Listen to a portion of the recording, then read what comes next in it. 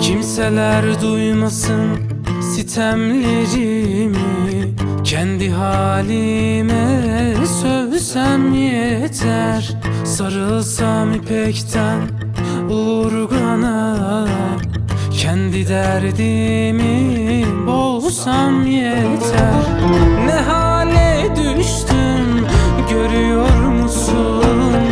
Ya da dur istemem gözüne dursun.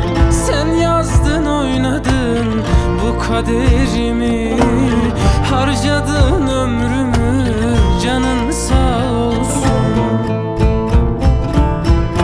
Gülen yüzüm yangın yeri, bir kor oldun içimde.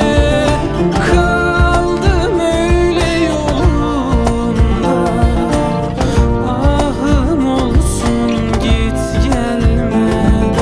Gülen yüzüm yangın yeri, bir kor oldun içimde. Kaldım öyle yolunda, ahım olsun git gelme.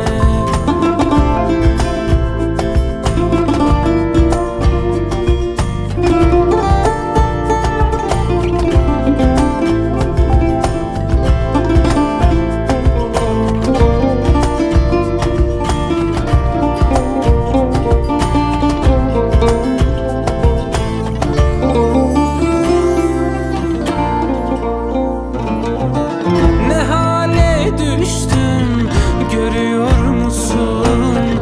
Ya da dur istemem gözüne dursun. Sen yazdın oynadın bu kaderimi, harcadın